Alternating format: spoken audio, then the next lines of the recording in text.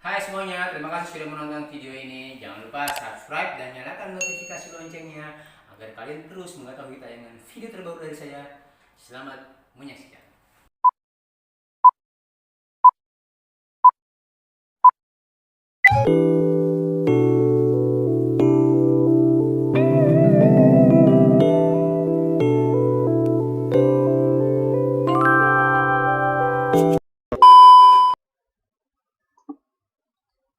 Assalamualaikum warahmatullahi wabarakatuh. Kembali dengan saya di YouTube channel Tri Apoko. Kali ini saya akan mencoba membahas sebuah materi yang penting bagi para guru dan calon guru dimanapun Anda berada, yang berjudul Blended Learning sebagai alternatif model pembelajaran bagi guru dan siswa di era revolusi industri 4.0. Mari kita lihat slide per slide yang ingin saya sampaikan. Saya mulai dari permasalahan. Pertama, masalah yang dialami di saat ini yaitu siswa mengalami kebosanan dalam menerima pelajaran karena guru menyampaikan materinya dengan metode yang sama dan monoton, yang sifatnya konvensional. Dan ini menyebabkan siswa menjadi tidak termotivasi, kurang bergairah, dan rasa keingintahuannya sangat rendah. Lalu ditemukan juga di kelas siswa bersikap pasif dalam menerima materi dan akibatnya proses KBM-nya kurang bermakna atau meaningless. Lalu di sisi yang lain, guru mengalami masa stagnasi atau kevakuman yang berkepanjangan dalam proses KBM. Dan juga berdampak guru kurang semangat mengajar, kreatif dan inovatif dalam menciptakan suasana pembelajaran yang lebih efektif dan efisien. Guru juga kurang berkreasi karena lemahnya pengetahuan mereka akan iptek yang terus berkembang. Dan yang terakhir, permasalahannya guru kurang terpacu dan sadar akan pentingnya ICT. Nah, saya coba membahas apa itu ICT.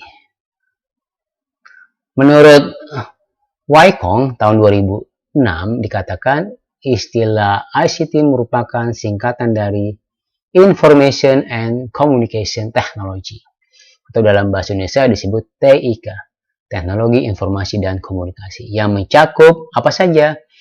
Ada komputer, telekomunikasi, internet, dan yang lainnya.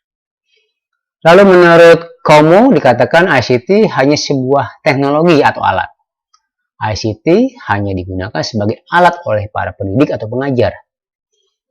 ICT adalah alat untuk mengembangkan komunikasi dan jaringan dalam pendidikan atau pembelajaran. Dan yang terakhir, menurut Spender dalam Woolley dikatakan penggunaan ICT mengarah pada pembelajaran yang sifatnya interaktif, dua arah, yaitu individual yang mendorong para penggunanya menggunakan informasi dan melakukan hal-hal baru.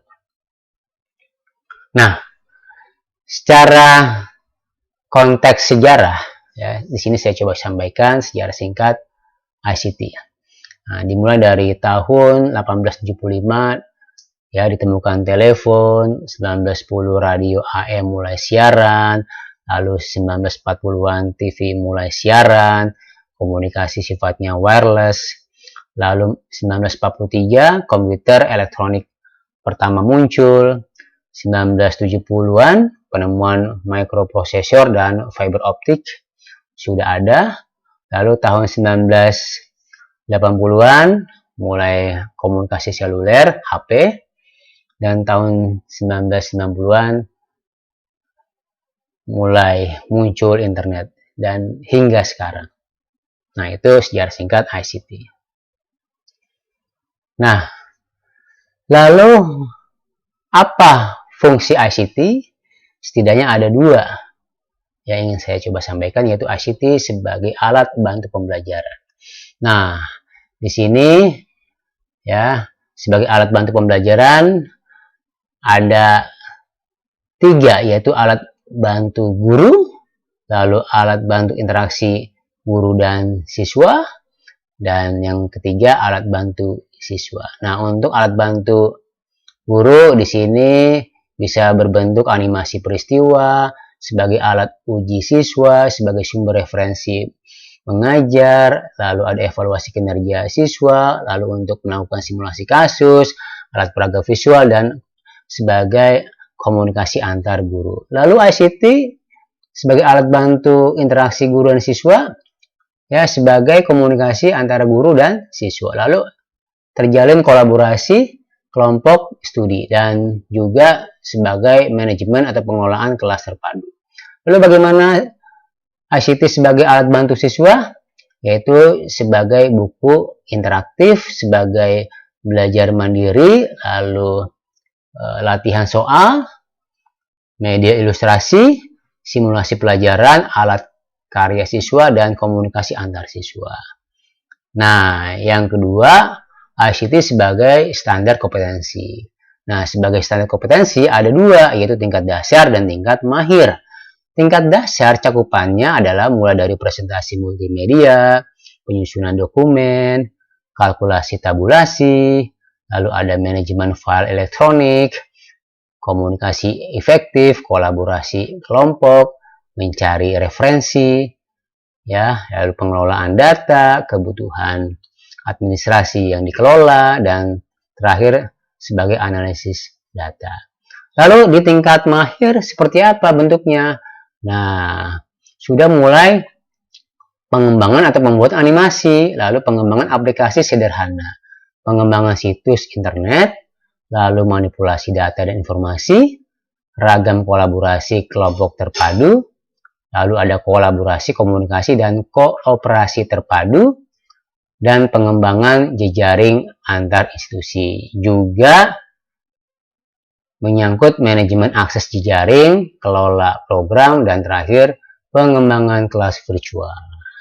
Oke. Nah, sekarang saya coba masuk pada konsep blended learning, ya, lebih spesifik. Tadi bicara secara umum konsep ICT dan juga fungsinya. Nah, apa itu blended learning? Nah, ada beberapa istilah yang bisa digunakan. Selain blended learning, bisa juga disebut hybrid learning atau mixed mode learning. Dalam bahasa Indonesia, istilah itu disebut pembelajaran bauran. Nah, menurut Graham tahun 2005, ya, disebutkan definisi blended learning diantaranya mengkombinasikan berbagai media pembelajaran, lalu mengkombinasikan berbagai metode pembelajaran, teori belajar, dan dimensi pedagogis. Nah, yang terakhir yaitu mengkombinasikan antara pembelajaran online, ya, daring, dengan face-to-face atau pembelajaran tatap muka, ya, di-combine. Nah, bisa dilihat, ya, pada gambar di sini time in the classroom, yaitu terjadi pembelajaran tatap muka, ya, terjadi di kelas. Lalu ada pembelajaran mandiri yang disebut online learning, lalu di-combine, dikolaborasi, ya, digabungkan, maka menjadi pembelajaran tatap muka dan pembelajaran daring atau online. Oke. Nah, seperti apa sih kelebihan-kelebihan pembelajaran bauran ini atau blended learning? Nah, yang pertama, blended learning merupakan pembelajaran yang memadukan kelebihan perkuliahan tatap muka dan kelebihan pembelajaran online. Lalu, blended learning juga dapat menciptakan lingkungan belajar yang positif untuk terjadinya interaksi antara sesama peserta didik dan peserta didik dengan pendidiknya atau pengajarnya tanpa dibatasi oleh ruang, ya, space, dan waktu, time. Nah, seperti apa kira-kira gambar, ya, yang menunjukkan kelebihan blended learning ini? Nah, di sini bicara space, ya, ruang, ya, di mana pembelajaran tatap muka dan pembelajaran yang sifatnya virtual atau online. itu digabung. Lalu bicara waktu, time, yaitu live synchronous, yaitu secara langsung pembelajaran online. Lalu asinkronus, pembelajaran online yang tidak langsung, ya, digabung. Lalu ada fidelity, yaitu bicara akurasi atau presisi, ya, yaitu fidelity yang sifatnya tinggi dan yang sifatnya rendah. Biasanya yang rendah itu berbentuk teks-teks, sedangkan yang sifatnya tinggi atau high itu bisa gambar, ya, visual, ya, audio, ya, seperti itu. Nah, itu di-combine. Lalu bicara humanness, yaitu keberadaan manusia, ya, mulai mesin yang tidak ada sampai mesin digunakan, atau banyak keterlibatan manusia, ya, dan tidak ada keterlibatan manusia. Nah, itu di-combine, digabung. Nah, saya ingin menunjukkan model blended learning. Ini menurut Horn dan Staker tahun 2011. Setidaknya ada 4 model. Mulai dari model pertama, rotation, lalu flexible, self-blending, lalu enriched virtual. Nah, saya coba ulas satu persatu seperti apa. Model 1, rotation. Nah, untuk model rotation dikatakan di sini bentuk umum model rotasi adalah dalam kuliah yang diberikan selama 1 semester, ya, siswa kembali pada jadwal tetap antara pembelajaran online, ya, lalu belajar mandiri dan pembelajaran tatap muka tradisional dengan guru. Jadi memang sudah terjadwal, ya, pembelajaran tersebut dengan model rotasi. Nah, ini model blended learning yang paling banyak dilakukan antara pembelajaran tatap muka dan pembelajaran online. Jadi tugas guru di sini hanya sebatas mengawasi kerja online. Oke. Lalu yang fleksibel seperti apa? Nah, di sini, ya, program dengan model pembelajaran online yang fleksibel, yaitu guru memberikan dukungan yang fleksibel sesuai dengan kebutuhan personal, ya, individu masing-masing siswa, ya, melalui tutorial dan sesi kelompok kecil. Nah, program ini biasanya cocok untuk perbaikan, ya, siswa yang mengalami drop out, ya, dan untuk keperluan perbaikan kredit semester. Lalu untuk yang model ketiga, pembelajaran online, ya, yang sifatnya self blend, ini merupakan sebagian kecil dari kegiatan pembelajaran. Ya, kenapa? Karena peserta didik bisa memilih sendiri bentuk kursus pembelajaran online untuk melengkapi pembelajaran tatap muka. Jadi hanya sifatnya suplemen, ya, yaitu pembelajaran online hanya sebagai pelengkap. Lalu yang terakhir, model yang keempat, enriched virtual. Nah, ini merupakan pengembangan dari sekolah yang sepenuhnya online, jadi full online. Kemudian mengembangkan program blended untuk memberikan siswa pengalaman sekolah tatap muka. Nah, waktu pembelajaran dibagi antara menghadiri kuliah di kampus atau di sekolah dan pembelajaran jarak jauh atau online. Nah, pada model enriched virtual ini, siswa itu jarang menghadiri kuliah atau pembelajaran di kampus atau di sekolah setiap harinya. Nah, ini berbeda dengan model self-blend. Kenapa? Karena pada self-blend merupakan pengalaman seluruh sekolah, ya, tatap muka hanya sebagai suplemen, ya. Jadi pembelajaran enriched virtual itu, ya, jadi memang lebih banyak pembelajaran online-nya, tatap mukanya itu sangat jarang.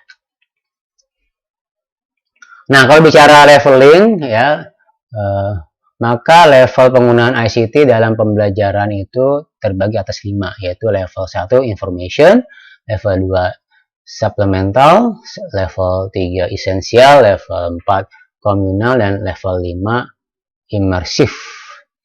Nah, seperti apa level per level? Nah, untuk level 1 information ya berbentuk bahan-bahan pembelajaran tidak terlalu banyak disajikan melalui ICT, tapi terbatas pada bahan yang sifatnya informasio, yaitu untuk menunjang proses perkuliahan, bahkan cenderung bersifat administratif dan aturan perkuliahan. Nah, itu sifatnya informasi atau informatif. Lalu level 2 suplemental, ya, level ini sudah mulai memasukkan bahan perkuliahan atau pembelajaran, namun sifatnya masih terbatas. Belum menguraikan isi pembelajaran secara lengkap, materi yang disajikan juga masih pokok-pokoknya saja. Meningkat level 3 esensial, yaitu hampir semua materi pembelajaran disediakan dalam web, ya, website, laman, ya, sebuah LMS misalnya. Aktivitas guru, ya, peserta didik tidak akan berjalan baik jika tidak menggunakan fasilitas web. Lalu level keempat, komunal, mulai mengkombinasikan pola tatap muka di kelas dan penggunaan web secara online. Nah, penyajian bahan pembelajaran disajikan melalui cara langsung di kelas, ya, dan disajikan online. Yang terakhir, level 5, imersif, yaitu pembelajaran dilakukan secara virtual, yaitu seluruh isi materi pembelajaran disajikan secara online. Nah, ini bicara leveling. Oke, nah, saya coba uraikan, ya, karakteristik guru abad 21. Nah, ini perlu saya sampaikan, tadi bicara masalah ICT, ya. Nah, ICT itu tentunya akan digunakan oleh guru dan siswa, dan ini perlu dimunculkan karena memang kita berada di era abad 21, ya, era milenial, era digital. Nah, seperti apa karakteristik guru di abad 21? Pertama, guru di samping sebagai fasilitator juga harus menjadi motivator dan inspirator. Lalu guru, ya, harus mampu mentransformasikan diri dalam era pedagogi cyber atau era digital melalui minat baca yang tinggi. Guru juga harus memiliki kemampuan untuk menulis. Oke, lalu guru juga harus kreatif, inovatif dalam mengembangkan metode belajar atau mencari pemecahan masalah-masalah belajar agar kualitas pembelajaran berbasis ICT terus meningkat. Lalu guru harus mampu melakukan transformasi kultural. Oke, ini bicara karakteristik guru di abad 21. Nah, bagaimana dengan karakteristik siswa abad 21? Nah, pertama, siswa itu memiliki keterampilan belajar dan inovasi, yaitu berpikir kritis dan mampu memecahkan masalah dalam komunikasi dan kreativitas kolaboratif dan inovatif. Lalu juga siswa harus memiliki keahlian literasi digital, baik literasi media baru dan literasi ICT. Dan juga penting, ya, siswa memiliki kecakapan hidup, life skill, dan karir. Di antaranya memiliki kemauan inisiatif yang fleksibel dan inisiatif adaptif, dan kecakapan diri secara sosial dalam interaksi antar budaya. Kecakapan kepemimpinan produktif dan akuntabel, serta bertanggung jawab. Oke, nah, sekarang bagaimana implementasi blended learning di sekolah dasar dan menengah? Nah, jadi bagi guru SD, SMP, SMA bisa mulai bagaimana mengimplementasikan blended learning itu. Nah, jadi proses pembelajaran blended learning ini dibutuhkan atau, ya, dilaksanakan pada saat penyampaian atau pemberian materi pelajaran, ya, lalu pemberian tugas hingga penugasan kepada peserta didik yang dilakukan di luar jam sekolah. Nah, jadi ini, ya, proses pembelajaran yang sifatnya blended learning. Lalu proses belajar mengajar tidak hanya tatap muka, namun menambah waktu pembelajaran dengan memanfaatkan teknologi internet. Lalu juga implementasinya mempermudah dan mempercepat proses komunikasi non-stop antara pendidik dan siswa. Lalu siswa dan pendidik dapat diposisikan sebagai pihak yang belajar. Jadi dua-duanya belajar, baik siswa maupun pendidik sama-sama sebagai pihak yang belajar. Nah, dan tentunya blended learning ini dilaksanakan untuk membantu proses percepatan pendidikan. Nah, model pengembangan pembelajaran blended learning di sekolah seperti apa? Nah, setidaknya ada 2, yaitu model web-centric course, yaitu penggunaan internet yang memadukan antara belajar jarak jauh dan tatap muka atau konvensional. Sebagian materi disampaikan melalui internet dan sebagian lagi melalui tatap muka. Nah, yang kedua, model web enhanced course, yaitu pemanfaatan internet untuk menunjang peningkatan kualitas pembelajaran yang dilakukan di kelas. Fungsi internet adalah untuk memberikan pengayaan dan komunikasi antara peserta didik dengan pendidik, sesama peserta didik, ya, anggota kelompok atau peserta didik dengan narasumber lainnya. Jadi ini model pengembangan pembelajaran. Ya, bisa model 1 atau model 2. Nah, secara teknis, ya, seperti apa pengembangan langkah-langkah blended learning? Nah, pertama, guru mengembangkan langkah-langkah pembelajaran dalam suatu rencana pelaksanaan pembelajaran RPP. Ya, jadi dituangkan ya RPP-nya berdasarkan kompetensi dasar yang ingin dicapai. Tetap menggunakan RPP. Lalu langkah berikutnya, guru menyiapkan materi pembelajaran. Apakah itu bisa berbentuk teks, PowerPoint, video, oke, dan juga tugas tutorial serta ya menyiapkan tes atau kuis ya yang nanti akan diupload ya dalam sebuah laman website. Nah, setelah itu setelah disiapkan materi-materi dan media pembelajarannya, maka guru menyiapkan platform teknologi yang digunakan. Ya, yang biasa digunakan bisa berbentuk web blog guru atau berbentuk sosial media, diantaranya Facebook, Twitter, Instagram, Path, dan yang lainnya. Dan juga bisa jadi pihak sekolah sudah memiliki aplikasi LMS atau Learning Management System ya yang berbasis Moodle atau Edmodo atau Kuiper atau yang lainnya. Nah, ini contoh gambar blog guru TIK ya atau blognya guru. Lalu ini berbentuk sosial media Facebook ya contohnya. Lalu ini berbentuk Edmodo. Oke. Lalu ini berbentuk Moodle ya. Dan ini juga berbentuk Moodle. Oke. Nah, bagian terakhir contoh RPP ya yang tadi saya munculkan di slide sebelumnya ya, langkah-langkah KBM blended learning. Jadi ini contoh ya buat Bapak Ibu guru atau calon pendidik mahasiswa di FKIP atau di LPTK. Jadi ini RPP sederhana ya, terutama komponen langkah-langkah KBM. Nah, di sini ada nomor, ada aktivitas pembelajaran, ada waktu pelaksanaan, dan ada platform. Platform itu yang tadi ya, misalnya pakai sosmed atau pakai blog atau pakai LMS gitu ya.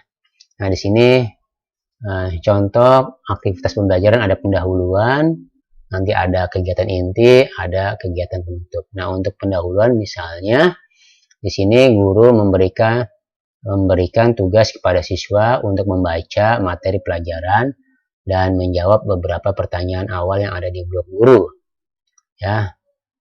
Nah, ini waktu pelaksanaannya sebelum pelaksanaan pembelajaran di sekolah. Jadi memang model flip learning classroom ya, yaitu terbalik. Jadi ada penugasan dulu ya, biarkan siswa ya itu melihat blog guru ya. Di sini platformnya misalnya blog guru, siswa melihat ya sebelum nanti esok harinya belajar di sekolah. Oke, nah ini aktivitas yang kedua dalam kegiatan pendahuluan, ya. Guru di sini memberikan tugas, maka siswa mengakses blog guru, lalu membaca dan mengerjakan beberapa pertanyaan guru di blog gurunya. Lalu guru memberikan jadwal untuk melakukan diskusi dari hasil jawaban siswa terhadap beberapa pertanyaan guru melalui blog siswa. Nah ini ya, jadi ini pendahuluan dilakukan sebelum pembelajaran di kelas atau di sekolah. Nah, lalu bagian pendahuluan dikatakan ya guru menyampaikan kompetensi dasar dan tujuan pembelajaran. Nah, ini disebut pertemuan ya 1 ya, pertemuan pertama ya, misalnya 2 kali 40 menit ya, berbentuk tatap muka. Nah, untuk bagian pendahuluan ya cukup 10 menit saja. Nah, ini sudah di kelas ya atau di sekolah. Nah, lalu kegiatan intinya ya siswa mempresentasikan hasil diskusi sebelumnya dengan menayangkan blog siswa. Ini 30 menit ya. Jadi di sini dikatakan 2 kali 40 menit, jadi 10 menit ya. Pertama pendahuluan, lalu kegiatan inti 30 menit pertama, lalu 30 menit kedua.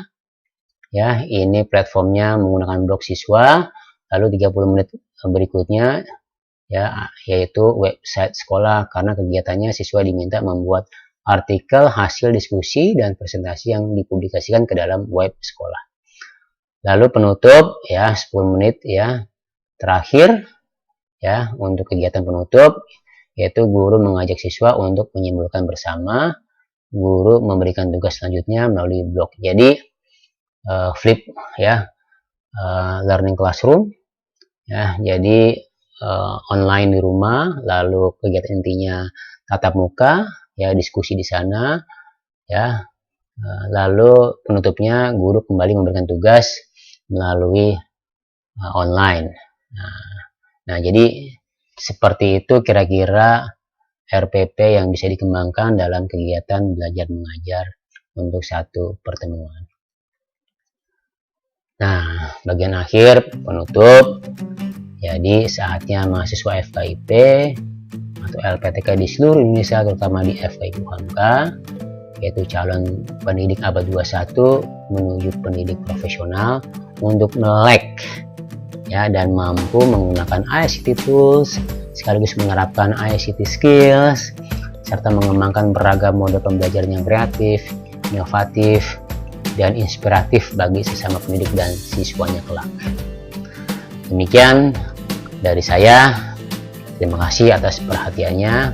Semoga penjelasan ya slide PowerPoint ya dalam video ini bisa bermanfaat, dan saya berharap bisa menjadi pengetahuan wawasan untuk bisa diterapkan oleh Bapak Ibu guru atau para mahasiswa calon pendidik ya dimanapun berada. Terima kasih sekali lagi. Saya akhiri. Wassalamualaikum warahmatullahi wabarakatuh.